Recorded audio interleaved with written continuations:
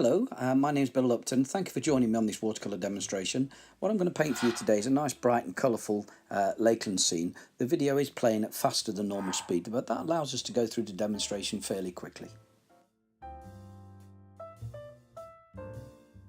Before I start to apply this paint, I've wet all of the sky area and the lake itself, and then I'll start to add these really nice bright yellows and blue and magenta colours.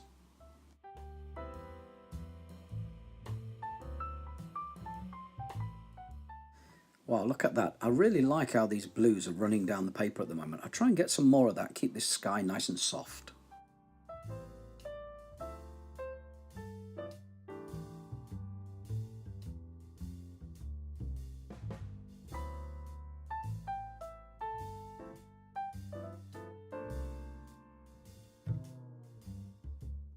It really is running down nicely, and those richer colours at the top really do give this sky a three-dimensional effect. It looks very deep.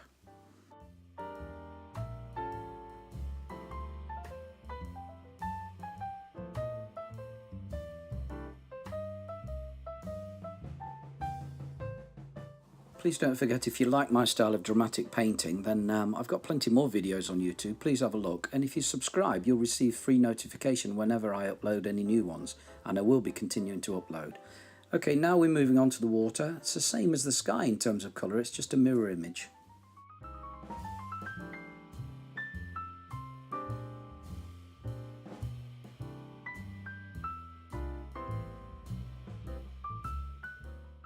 And there's those lovely runs that you get in the sky. It's quite soft, it's a lot lighter than the sky, so I've just added a little bit more blue just to darken it off in places. What I'll do then is take a brush along that back edge, because I know that I'm going to paint some mountains in there. So a touch of green in there while it's still damp will just show the reflections nicely now. What I've also got to do is put some wind lines in there. And with a damp brush rather than a wet brush, this is just damp, it absorbs like a sponge. So if I draw horizontal lines through that wet paint, it will absorb and create wind lines. This gives more of an effect of water than it had before.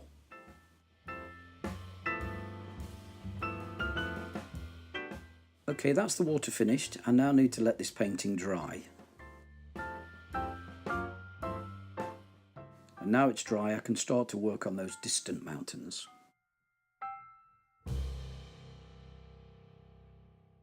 And for those distant mountains, I'm using quite pale blues. It just makes it look further away.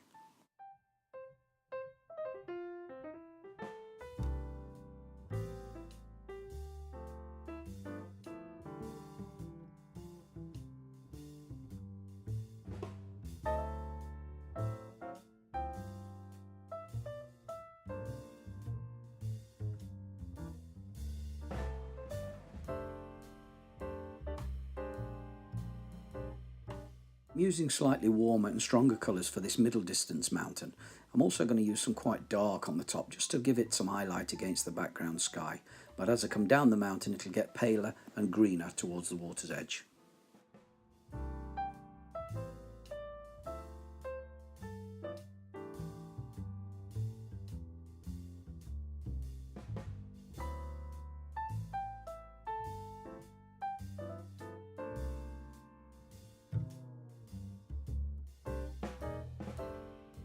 While that water's edge is still wet, I'm just going to dab in a few blobs of paint, and they will spread and create tree-like shapes.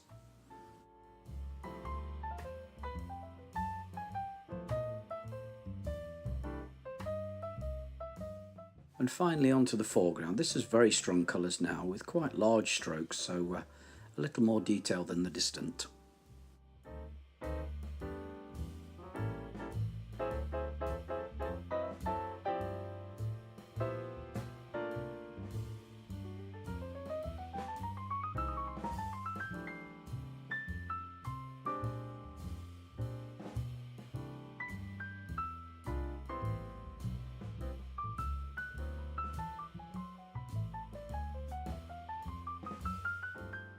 And this is where the strongest colour of the painting is, right in this foreground. I'm using a large flat brush now as well to create these undulations in this grass.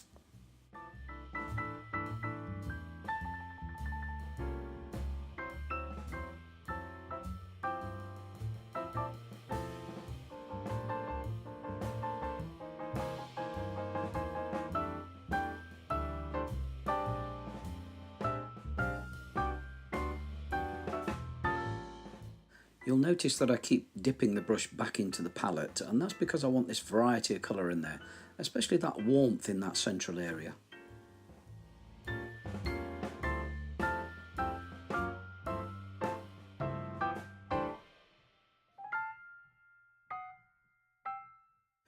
These are the real darks. This is right in front of the view, so it really does give the painting depth now. Everything else is pushed back because of the strength of the colour in this foreground. Just now dabbing with the brush to create what look like tree and bush structures.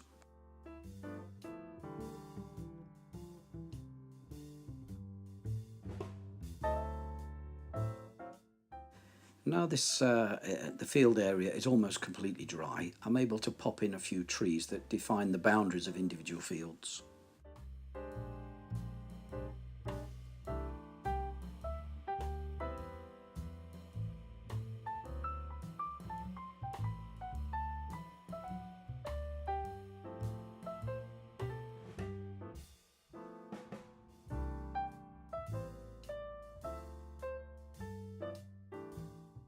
And as you can see, they're quite random strokes.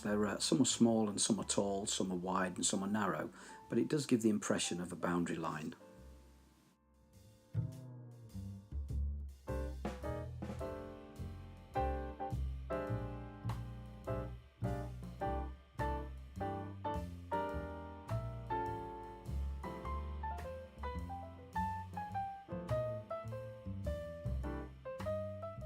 Popped a fence in down this left hand side just to lead the viewer's eye into that warm area of the painting so that they can go on to look at the lake and then follow up through the mountains into the sky.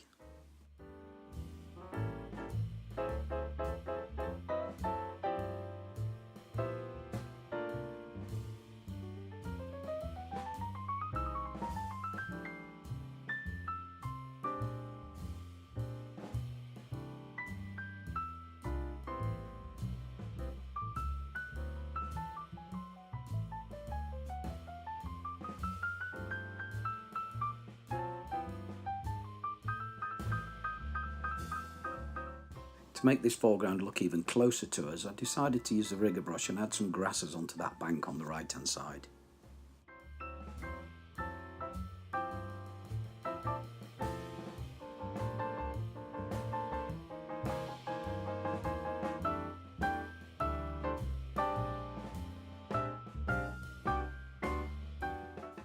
And now just adding a little bit more detail into this foreground.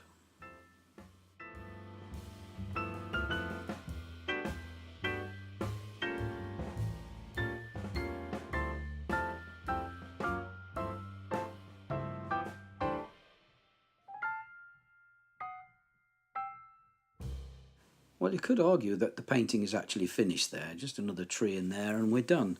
But I do like to play around a little bit, so I've decided to add an overhanging tree on this top right hand corner and see what it looks like when that's finished. I quite often do this when I'm 9/10 of the way through the painting. I do think it's important to try and frame that view. So I've added this dark tree on the right hand side hanging over in that corner.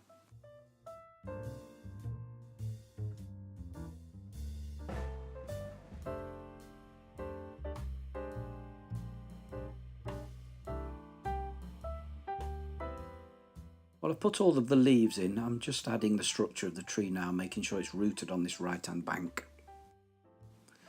Well, I think that tree nicely frames the painting, but I'm going to give it a little bit of scale by adding a gentleman walking a dog towards the lake.